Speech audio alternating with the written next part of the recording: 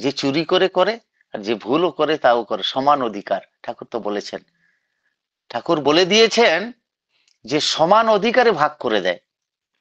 ওই জন্য হাত জোড় করে সবার মায়েদের কাছে বিশেষ বলছি, উৎসবে যাবেন, আনন্দ করবেন, যতটা দরকার ততটা নিয়ে যাবেন। সোনা দানা দেখানো কোনো দরকার নেই। আমি গেছি আমার এই আত্মাটাকে শুদ্ধ করার জন্য, মহামিলনের, সেই মহামিলনের জীবন্ত ভগবান বসে আছে তার দর্শন করার জন্য।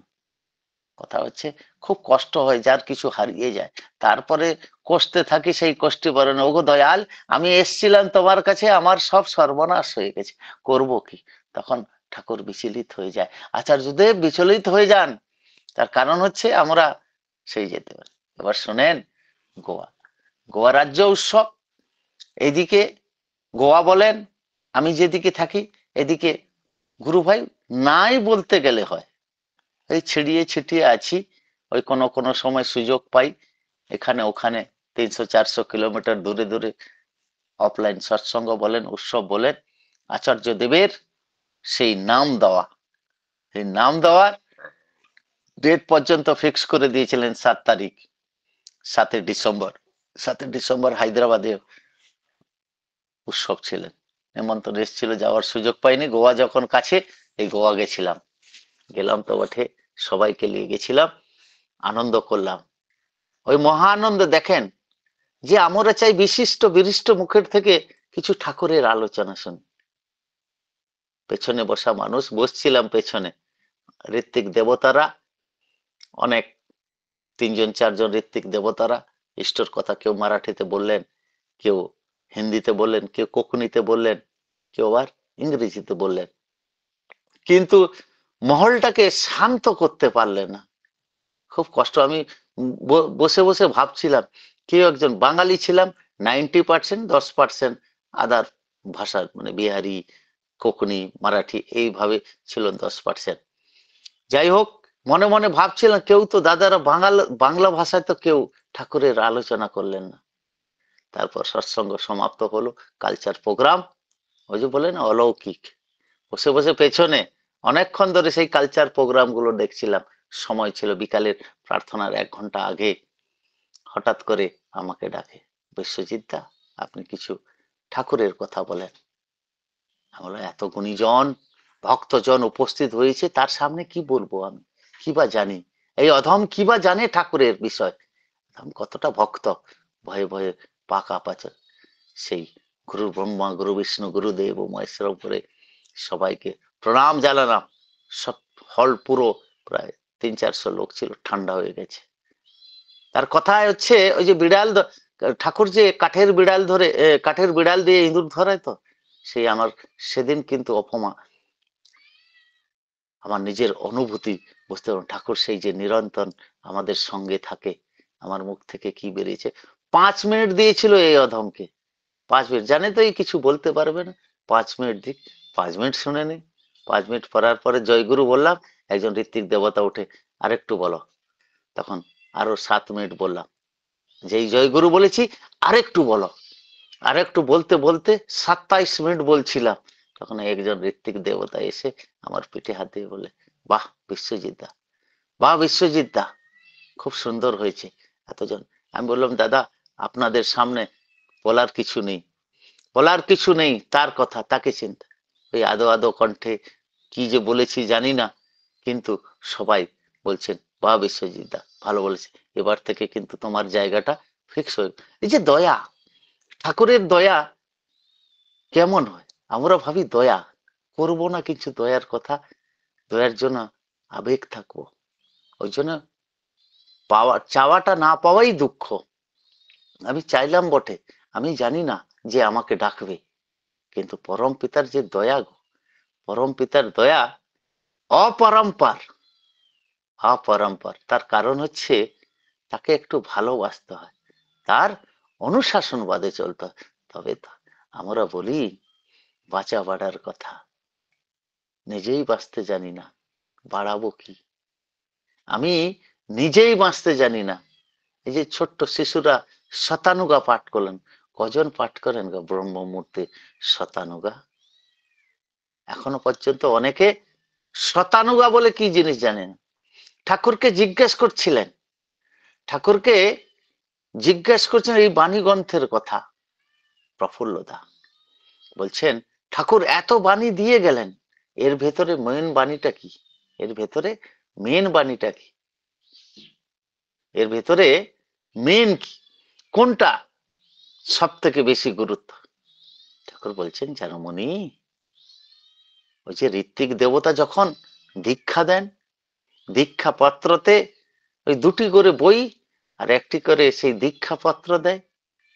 সেই দীক্ষা পত্রতে ইষ্টভীতি মন্ত্র, শতানুগা, হচ্ছে ওই যে বড় বড় হাতে লেখা আছে শতানুগা।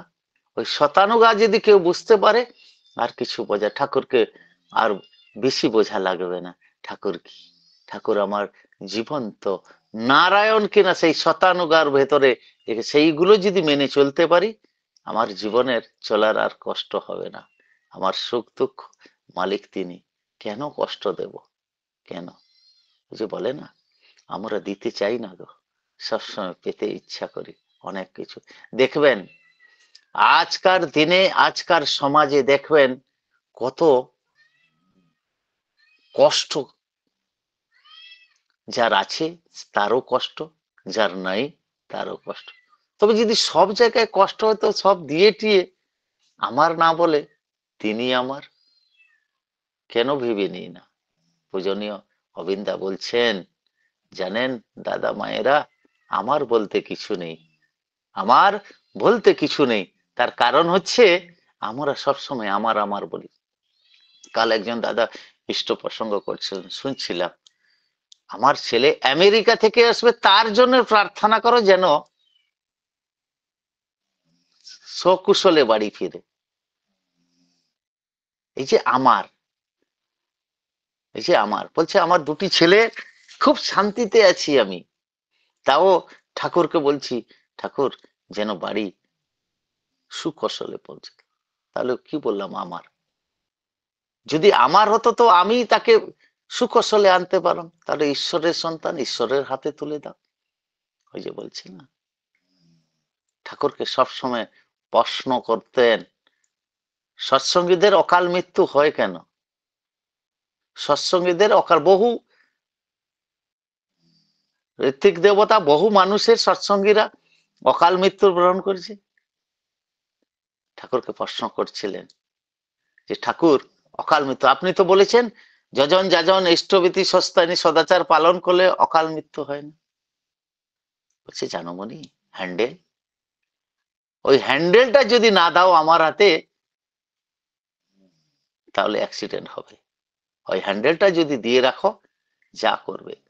এই আমি বসে আছি, আমিও যদি শ্মশানে যাই, ঠাকুর তোমার দয়ায়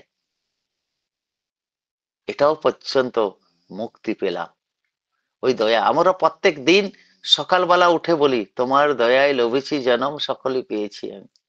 যদি তোমার দয়ায় লভেছি জনম সকলকে পেয়েছি আমি, কেন চাইবো বারবার? বড় কষ্ট লাগে, বড় কষ্ট লাগে। দেখেন আমরা 1.5 ঘন্টা স্থির ভাবে বসতে পারি না। বসি তো বসি, যেভাবে সেভাবে বসি। ওই যেভাবে সেভাবে বসলে নাম হয় না, যেভাবে সেভাবে বসলে ভক্তি আসে না, যেভাবে সেভাবে করলে কিছু। ওই যে বলে না, যেমন তেমন পুজলে গুরু, মানুষ হতে গেলে, আগেটা বলবো না, খুব মানুষ কষ্ট পায়। অনেকে বলে বিশ্বজিৎ দা আপনি খুব নেগেটিভ কথা বলেন। আসলে সত্যি কথা বলা এই যুগে কিন্তু মহাপাপ। বাণীর ক্ষেত্রে তো বলা যায়, বলো। ওই যে বলে না, নিজের মতন পুজলে গরু, মানুষ হতে গিয়ে হলাম গরু। আবার গরু জানে কি খেতে হবে, গরু জানে আমাকে খেয়াল মাফিক বুঝলি গুরু, খেয়াল হতে মাপে মানুষ পুজলে হরি গরু। গুরু। হ্যাঁ, ও কিন্তু গরু পর্যন্ত জানে কি খেতে হবে, গরু জানে কি খেতে হবে। কিন্তু আমরা দিব্য মানে কি, মানে এত মানে কি, মানে কি বলা যায়, মানে কি মানুষ হয়ে গে, মানুষ হয়েও আমরা কি খাবো না খাবো সেটা পর্যন্ত বুঝতে পারলাম না। তার কথা হচ্ছে আমরা বুঝতে চাই না তাকে, তিনি কে, তিনি কে, আমাদের জন্য কি দিয়ে গেছেন, কেন বলে গেছেন 10,000 বছর আসবো না আমি। বড় কষ্ট হয় গা, ওই যে বলে না, এই পৃথিবী প্রান্ত শালা বারে বারে যাওয়া আসা, এই পৃথিবী প্রান্ত শালা বারে বারে যাওয়া আসা। ওই মায়েরা দাদারা গান করে, তুমি আছো আমার কি আনন্দ, তুমি এসছো আমার কি আনন্দ। তার কথা হচ্ছে ওই আনন্দে থাকতে আমরা খুঁজে নিতে চাই না। কেন জানেন তো? আমরা চাই না এই আনন্দে থাকতে, আমরা কিন্তু সেই ভালো থাকতে চাই না। কেউ যেন আমার সেই আনন্দের কাজটাও কেউ যেন কেউ করে দেয়। দেখবেন, চিন্তা করে আজকের সমাজের পরিস্থিতি কি, আজকের সমাজের পরিস্থিতি কি। ওই যে বলে না, ওই যে মানে সন্তানদের আমরা শিক্ষিত করাই বটে, কিন্তু ভালো মানুষ করাতে এখনো পর্যন্ত অনেক বাবা মার চক্ষুটুকু কোলে না। সেই মহাগ্রন্থ সত্যানুসরণে লেখা আছে, অন্ধ হওয়া দুর্ভাগ্য বটে, দৃষ্টিচ্যুত হওয়া আরো দুর্ভাগ্য। আর যত আছে আরো চাই। এবার শুনেন, এই যে বলেন আমাদের সন্তানদের, যে কেন বলেছেন ঠাকুর দীক্ষা শিক্ষার বিবাহ, দীক্ষা শিক্ষার বিবাহ কেন জোর দিয়ে গেছেন? যদি দীক্ষার সময় না হয় শিক্ষাও ভালো হয় না, শিক্ষা না বলে হলে বিবাহ ভালো, বিবাহ হয় বটে। ওই যে বলে না, এই যে আমরা বড় হয়ে গেছি, সন্তানের বাবা মা হয়েছি, সন্তানের ভালোটুকু বুঝি না। কার হাতে কন্যা সন্তানকে তুলে দেব, বা কার বাড়ি থেকে কন্যা সন্তান মানে নিজের ছেলের বউ করে নিয়ে আসবো, এইটুকু বুঝলাম না। তাও বলি, ঠাকুর আমার কেন অমঙ্গল করলেন? আমি এতদিন দীক্ষা নিয়েছি, আমি এতদিন সস্তায়নীর ব্রত পালন করছি, আমি এতদিন ঠাকুরের চর্চা করি, আমি এত ডিপি ওয়ার্ক করি, আমি কেন, আমার কেন এত কষ্ট? ওই যে আমরা যে ওই যে বলে না অঙ্ক ভুল করে ফেলি, আমরা দেখতে চাই না একটা মেয়ের স্বামীকে কেমন করে চয়ন করতে হয়, সেটা বাবা মার দায়িত্ব। অনেক দেখবেন মেয়েদের কোনো চয়েস থাকে না, এখন হয়তো আলাদা সমাজ বদলে গেছে, বাবা মা সন্তানের কাছে সব বেবুস, মানে কি অত্যাচারী হয়ে গেছে। সন্তান তাদের কথা, তাদের ভালো মন্দ তারাই বোঝে। একটু কথা বলি ডিপি ওয়ার্কের কথা। ওই যে বলে না, আমি একটি বাণী সবসময় স্মরণ করতে থাকি, তার কারণ হচ্ছে ইষ্ট ভীতিতে দীক্ষা বাঁচে, শরীর বাঁচে কর্মে। ইষ্ট ভীতিতে দীক্ষা বাঁচে, শরীর বাঁচে কর্মে, সদাচারে সমাজ বাঁচে, জীবন বাঁচে ধর্মে। তার কথা হচ্ছে আমরা কর্মযোগী মানুষ, সবাই কিছু না কিছু কর্ম করেন, বিনা কর্মেতে কেউ থাকে না। কিন্তু ইষ্ট কর্ম, যেটা বাণীতে লেখা আছে ইষ্ট কর্ম, শ্রী আচার্যদেব বলছেন ডিপি ওয়ার্ক। এখন ডিপি ওয়ার্ক ঠান্ডা হয়ে গেছে, শুরুতে শুরুতে ডিপি ওয়ার্ক সবাই যেতেন, পারুক না পারুক যেত। বহু মানুষের আবার সুস্থতা হয়েছে ডিপি ওয়ার্ক করে। কিন্তু ডিপি ওয়ার্ক মূল মূল মন্ত্র ওই যে আচার্য দেবের, ওই মাঝখানে প্রথমটা ছেড়ে দিয়েছি, মাঝখানটা ধরে রেখেছি, আবার সাইডটা ভুলে গেছি। আচার্যদেব বললেন, এটা আমার কানে শোনা চোখে দেখা। আচার্যদেব, আমি যেদিন দেওঘরে ছিলাম, ওই সোনামুখী মন্দির জন্য বাঁকুড়া থেকে, বাঁকুড়াবাসী প্রায় শত মায়েরা গেছিলেন নিবেদন করতে, নিবেদন করতে গেছিলেন। তো বললে আপনারা ডিপি ওয়ার্ক করেন, আর ডিপি ওয়ার্ক না করলে মন্দিরের উদ্ঘাটনের জন্য আসবে না। আমি চোখেও দেখেছি, কানে শুনি। তখন বললেন, কি করে ডিপি ওয়ার্ক করেন, কি করে ডিপি ওয়ার্ক করেন আপনারা? বলছে যাদের বাড়িতে যান কিছু নিয়ে যান, কিছু মিষ্টি, কিছু ফল, কিছু না হলে ছোট্ট ছোট্ট বাচ্চাদের জন্য বিস্কিট চকলেট নিয়ে যান, তবে তো আত্মীয়তা ঠিক থাকবে, তবে তো আমাদের ভেতরে সম্বন্ধ ঠিক থাকবে। আমরা যাই বটে যাই বটে তাদের আরো খোঁচা মারতে যাই ডিপি ওয়ার্ক। দেখবেন বউ মায়েরা বউ দাদারা বলেন, তোমার বাড়ির ঠাকুর কেমন আছে, ঠাকুরকে এইভাবে কেন রেখেছো, ইষ্টভীতি করো না কেন? আচার্যদেব বলছেন, তারা তো ভুলে গেছে, তোমরা তো সজাগ, তোমরা তো সবকিছু করো। ওই যে ঠাকুর কেন বলেছেন, অভ্যাস ব্যবহার, তোমার বলা তোমার চলা এমন যেন হয়ে রবে, বিশ্বভুবন চেয়ে রবে, তবে তো তোমায় দেখে বলবে তোমার ঠাকুর কেমন। আমরা গিয়ে যারা পালিয়ে গেছে তাদের গিয়ে জোর করে কাউকে কিছু খাওয়ানো যায় না, বা জোর করে কোনো জিনিস করানো যায় না। আমাদের ব্যবহার এমন হওয়া চাই, মুগ্ধ হয়ে যাবে মানুষ। হ্যাঁ, যে দেখো অনুকূল চন্দ্রের সন্তানরা যাচ্ছে, আমরা সন্তান হতে চাই না, ঠাকুরকে আমার পিতা করে রাখতে চাই, সবসময় দাও। ওই যে বলছেন না আচার্যদেব, সবার একটি বাড়িতে যাবেন, একটি বাড়িতে যাবেন, কিন্তু সেই হারিয়ে যাওয়ার মানুষগুলোকে এমন তাদের সঙ্গে ব্যবহার। বর্দা, সেই জীবন্ত সত্যানুসরণ কেন বলা হয় বর্দাকে? সেই সত্যানুসরণ প্রসঙ্গে লেখা আছে, আমি অক্রাদি, আমি অমানি। অমানির কথার হচ্ছে যে কিছু মানে না, যে কিছু মানে না তাকে যদি আমরা সম্মান করি তবে বুঝতে পারবে মনি তুমি অমানি। তার কারণ হচ্ছে আমরা দোষ, অপরের দোষ থেকে দুষ্ট হয়ে যাই, তার থেকেও বেশি অপরাধ করি। যে করে না সে তো অপরাধী, ওই করাতে গিয়ে আমরা অপরাধ, ওই যে আমরা তখন শিক্ষক হয়ে যাই, আমি সব করি, আমি সব করি। ছোট্ট ছোট্ট কথা আছে, ছোট্ট ছোট্ট কথা, ওই যে বলে না, কেউ করতে চায় না, কেউ করতে চায় না। এখনো পর্যন্ত বহু মানুষ আছে, বহু মানুষ বহু দিনের দীক্ষিত। একজন দাদা খুব মধুর ভাবে গল্প করছিলেন আমার সঙ্গে, বলছেন জানেন বিশ্বজিৎ দা, আমার 72 বছর বয়স হয়ে গেছে। দাদা খুব সুন্দর আছেন ঠাকুরের কৃপাতে। বলছে বহু ছোট্টবেলায় আহ দীক্ষা নিয়েছিলাম, এখনো পর্যন্ত সুস্তানি নামার মতন সাহস করতে পারছি না। মনে মনে ভাবছি আর কি সময় আছে না, বলি না, বললে কষ্ট লাগে গা মানুষকে, আর কি তোমার ঠাকুরের কাছে। আমরা দাদা নাম করেন, দেখবেন সবকিছু ওনার ইচ্ছে, সবকিছু পেয়ে যাবেন। তার কথা ইচ্ছে আমরা করি না, আমরা চেষ্টা করি না। কেন লেখা আছে সত্যানুসরণে, ওই অম্লান চেষ্টা তোমাকে মুক্তির দিকে নিয়ে যাবে, কেন লিখে রেখেছেন ঠাকুর? তাহলে মিথ্যে কথা। তাহলে আমরা সকালবেলা উঠেই সবাই প্রার্থনা করি, আও ভোজাল নাও লাগাইয়া হামসে জীবন লিয়া চড়ে, তাহলে মিথ্যে কথা বলে গেছেন ঠাকুর।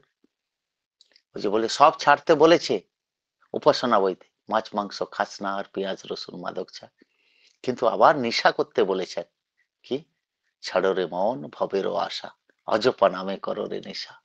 নেশা করতে বলেছেন, মাতোয়ারা পাগল হতে বলেছেন। কেউ যদি ঠাকুরের রাস্তায় চলে, কেউ যদি ঠাকুরের রাস্তায় চলে, কেউ যদি পাগল বলে, ভাববেন আমরা সবাই ঠিক আছি, এক প্রকার আমরা তো সব পাগল। তো ঠাকুর এটা বলেছে, এই সৎসঙ্গ হচ্ছে পাগলখানা। তাকে ঠিক করানোর জন্য ওই হ্যান্ডেল যদি কেউ দিয়ে দেয় ঠাকুরের আছে, ঠিক হয়ে যাবে। তার কথা আছে। প্রায় অনেকটা সময় হয়ে গেল, আমি আমার একটি জীবনের সেই অলৌকিক মহা অলৌকিকের কথা বলি। সবাই বলে ঠাকুরের ভক্ত হলে বা পয়সা কামাতে গেলে ডিগ্রি দরকার হয়। আমি তো বলি আমাকে দেখছেন, না আছে আমার কোনো ডিগ্রি, না কিছু ক্ষমতা। 1992 সালে পশ্চিমবঙ্গ ছাড়ি।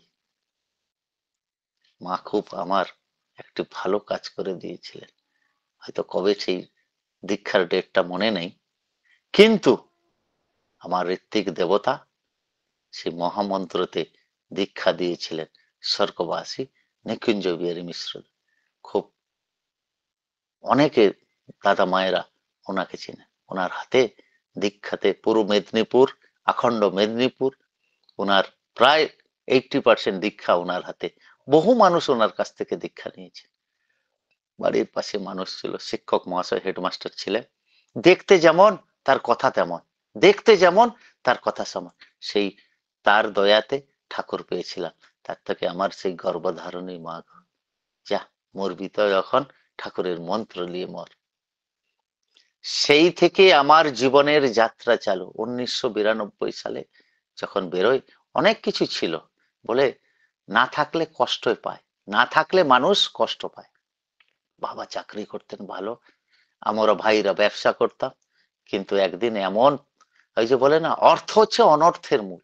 অত্যাধিক অর্থ এসে গেলে তো সংসারের ফাটল এসে যায়, আর সেই ফাটল এসে গেলে কোনোদিন আর সেই ফাটল, আর সেই ফাটল 1992-90 সালে হলো। তখন ফাটলের বোঝানোর জন্য চলো এবার নিজ কিছু করি, বা আমার 175 টাকা দিয়েছিলেন, কিন্তু আমি যেখানে এসছিলাম সেখান থেকে ফিরে যাওয়ার মতনও পয়সা নেই। যাবো চিন্তা করিনি, আমার কিছু না, ধরো সাকসেসফুল না হলে ফিরে আসতে গ্রাম, তাও পর্যন্ত চিন্তা করিনি।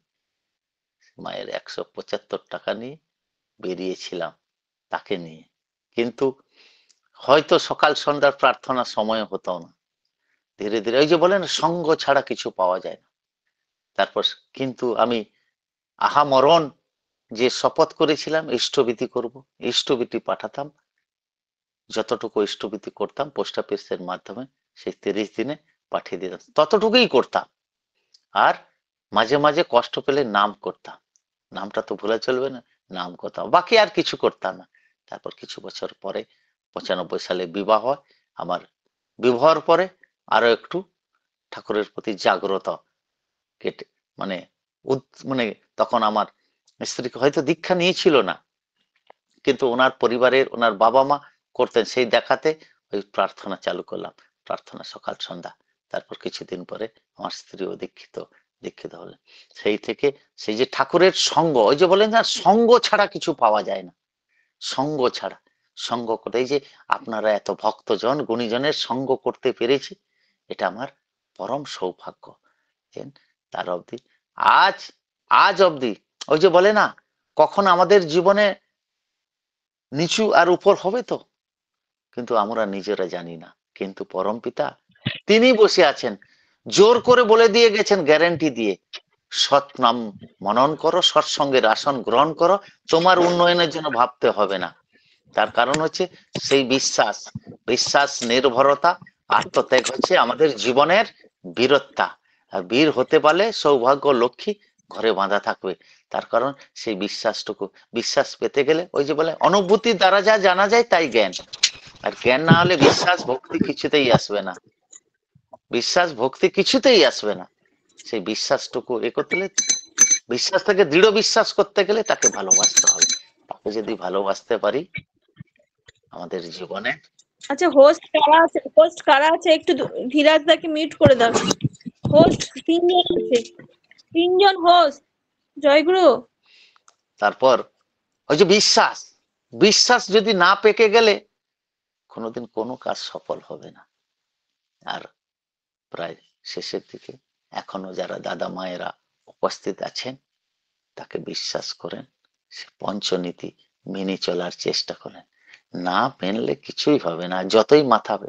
ওই যে দেখেছি না আমাদের বাড়ির কাছে একটা মা, জীবন্ত মা শীতলার মন্দির আছে, আপনারা হয়তো জানেন।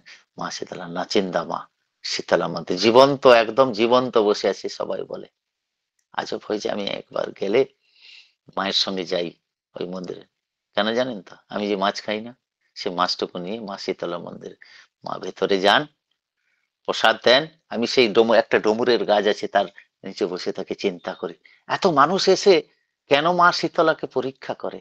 একটা লাল ঘংসিতে একটা এত বড় একটা পাটকেল মানে ঢিল মানে ইডলি বেঁধে মনোকামনা, আমি তো জানি না যে যদি মনোকামনা পূর্ণ হয় তো এত পাটকেল বাঁধা থাকতো না, সে গাছটা সেই ভার নিয়ে নিয়ে হয়তো ধীরে ধীরে বাঁকা আরম্ভ করে। আমরা এখনো পর্যন্ত বুঝি না সেই অন্ধের পেছনে। ওই যে বলে না ঠাকুর কেন বলেছেন চলন পূজা করো মনি, চরণ পূজা করো না, বারবার সবাইকে সাবধান করেছে। ওই যে মহামন্ত্র, অর্থমান যশ পাওয়ার আশায় আমাকে ঠাকুর সাজিয়ে ভক্ত হয়েও না, সাবধান ও ঠকবে, তোমার ঠাকুরত্ব না জাগলে কেউ তোমার কেন্দ্র নয়, ঠাকুর নয়। ভুলে গেছে বটে, পড়ি বটে, কিন্তু বুঝি নাই, পড়ি বটে বুঝি নাই। তাও দয়া করে আমার শর্মিষ্ঠা মা এই যে সুযোগটুকু দেন, ওনার দীর্ঘায়ু, এত মানুষকে এত ভক্তজনকে উপস্থিত করান, এটা একটা বড় ধর্মের কাজ গো, এটা পাও না গো সবার। এই যে বলে আমরা ছড়িয়ে ছিটিয়ে প্রদেশ জেলা এদিক সেদিক পড়ে আছি গো, প্রদেশে এদিক সেদিক পড়ে আছি, এই যে সুযোগটুকু করে দেন, এই মহা পাওনা গো। যারা পরিবেশন করেন, যারা চুপ করে এই সৎসঙ্গটিকে শ্রবণ করে, তারা হচ্ছে মঙ্গলের, সব থেকে মঙ্গলের অধিকারী হন যেনারা হোস কি বা যেনারা এই লিঙ্ক পরিচালনা করেন, তাদের সবারই ইষ্টচ্ছল মঙ্গল দীর্ঘায়ু কামনা করে পরমপিতা। কি বললাম জানি না, কতটুকু বলতে পেরেছি জানি না। 4 মিনিট বলে দাও, কারণ এই সময় সঙ্গীত হবে না, সঙ্গীত এইটুকু সময় যাই হবে হোক, না। 4 মিনিট দিয়েছে যখন আরেকটি কথা বলতে চাই। ওই যে বলে না ঠাকুরের আমরা অলৌকিক দেখি, ওই যে বলে না ঠাকুরের অলৌকিক কখন দেখাই জানেন তো? নিষ্ঠা ভাবে করলে নাম। তার কারণ অজিত গাঙ্গুলিদার একটি কথা বলতে চাই, খুব ভালো মানুষ ছিলেন, খুব ভালো ওনার পরিবারের সঙ্গে খুব আত্মীয়তা আছে। ওনার একজন বড় ছেলের মেয়ে আমাদের এই মহারাষ্ট্রতে আছেন, ওনার জামাতা ব্যাংকে কাজ করেন, মাঝে মাঝে দেখা হয়, এবারে গোয়া উৎসবে দেখা হয়নি। অজিত গাঙ্গুলিদার একটি কথা বলতে চাই, ভক্তের আচরণ কেমন হওয়া যায়, ইষ্টের নির্দেশ কি করে পাওয়া যায়। উত্তরবঙ্গ গেছিলেন কোচবিহার ডিস্ট্রিক্টে, তখন তো আলিপুরদুয়ার কিছু ছিলেন, কোচবিহার ডিস্ট্রিক্ট ছিলেন। সেই কোচবিহার ডিস্ট্রিক্টে ঠাকুর পাঠিয়েছেন এই ঠান্ডার সময় ঠাকুরের কাজ করতে, এই ঠান্ডার সময়। তখন ইষ্টে যখন পাঠিয়েছে, একাদশে চলে যারা, তাদের নিয়ে সমাজ গড়া যাচ্ছেন, গিয়ে সন্ধ্যা হয়ে গেছে, অপরিচিতর বাড়িতে কিন্তু কাউকে বসতেও যায় না। কেন জানো, এখনো পর্যন্ত উত্তরবঙ্গে যা চুরি হারি হয়, তো মানুষকে বসতে কি ঘরে পর্যন্ত ঢুকতে দেয় না। কিন্তু দাদা গিয়ে বললেন, দাদা আজকে আপনার বাড়িতে এক রাত থাকার ব্যবস্থা হবে? তখন বললে, আপনাকে চিনি না, কি করে থাকতে দিতে পারি? ওই গোয়াল ঘরে, এই ঠান্ডার মধ্যে গোয়াল ঘরে থাকতে পারবেন না? এই ঠান্ডার মধ্যে, এত ঠান্ডার মধ্যে গোয়াল ঘরে থাকতে পারবেন? তাও নির্দিষ্ট ইষ্টের নির্দেশ পালন করার জন্য অজিতদা সে গরুর গোয়ালে বসলেন। বলছে, ব্রহ্ম মুহূর্তে যখন উঠেছি, যখন থাকতে দিয়েছি, তার তো ঋণ শোধ করতে হবে। থাকতে দিয়েছেন যখন, ঋণ তো, গোয়ালটাকে এমন, অনেক দিনের অপরিষ্কার ছিলেন, অজিতদা নিজ হাতে সেই গোয়ালটাকে এমন করে পরিষ্কার করে সানটান করে এসে নিত্য কাজ করলেন। তাদের বাড়ির মানুষরা উঠে দেখে, আপনি কে? আপনি কে? আপনি দেবতা কি মানুষ? আপনি দেবতা কি মানুষ? আমাদের অন্যায় হয়ে গেছে আপনাকে ওই বাইরে থাকতে দাও। ওই যে বলেন, ঠাকুর সবকিছু ব্যবস্থা করে রাখে। ওই অজিতদার ব্যবহার দেখে, অজিতদার আচরণ দেখে পুরো বাড়িটা সেই ঠাকুরের প্রতি বিশ্বাস্ত হয়ে দীক্ষা নিয়েছিলেন। তার কথা হচ্ছে, আমরা ইষ্টের কাজ করতে যাই, মানে কি বলে, ডিপিআর করতে চাই, কিন্তু তার মতন করতে পারলে সবাই মুক্ত হয়ে যায়। এ বলে না, দুটো মাত্র এই উৎসবে দুটো জন দীক্ষার জন্য এসেছিলেন, দীক্ষা হয়েছিল 17 জনের। এই বসে বসে ঠাকুরের সেই অনুভূতির কথা বলতে, 17 একজন পরিবার ছিলেন, সে কোন সময় রাজি হইতেন। আবার কি, আমাদের মেদিনীপুর ঘাটালবাসী কথা বলতে বলতে বললেন, বিশ্বজিৎদার বাড়ি কোথায়? বলে, পূর্ব মেদিনীপুর কাঁথিতে। আমাদেরও মেদিনীপুর জেলায় বাড়ি, মোটামুটি যাজন করাতে একটি ছেলে, মানে 14-15 বছরের সন্তান ছিল, স্বামী স্ত্রী। এই করতে করতে 17টা দীক্ষা হয়েছিল সেদিন।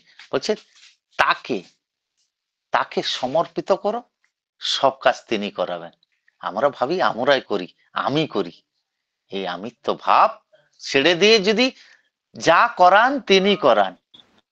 জয়গুরু, কি বললাম জানি না, যদি ভুল ত্রুটি হয়ে গেছে বলাতে কওয়াতে, কারোর প্রাণে দিসনি আঘাত, সে আঘাত যায় ঠাকুর করে। সবারই ইষ্টচ্ছল মঙ্গল দীর্ঘায়ু কামনা করি। পরম পিতরা শর্মিষ্ঠাদি, ধন্যবাদ আপনাকে, প্রণাম জানাই গো। জয় গুরু। জয় গুরু আমার শ্রদ্ধা বিশ্বজিৎ বেড়াদা খুব সুন্দর করে নিজের জীবনে এবং গোয়া উৎসবের কথা এবং আমাদের অনেক তার সান্নিধ্যে আসা ব্যক্তিত্বের কথা, মহান ব্যক্তিত্বের কথা শোনালেন। আমরা যখনই আসি বিশ্বজিতের কাছ থেকে অনেক কথা শুনতে পাই, কারণ বিশ্বজিৎদা ওই যে কম দিন দীক্ষিত নয়, উনি অনেক দিনের, মানে অনেক জন্মের পূর্ণ করা আছে, তাই এত সুন্দর করে ঠাকুরের কথাগুলো বলেন এবং ভিডিও দিয়ে বলেন। আমরা অনুপ্রেরণা পাই বিশ্বজিতের কাছ থেকে। পরমপিতার কাছে আমার বিশ্বজিৎদার সার্বিক মঙ্গল প্রার্থনা করি। খুব ভালো থাকো, সুস্থ থাকো এবং পরিবার পারিপার্শ্বিক সবাইকে নিয়ে আনন্দ থাকো, এই প্রার্থনা দয়ালের রাঙা রাতুল চরণে। জয় গুরু।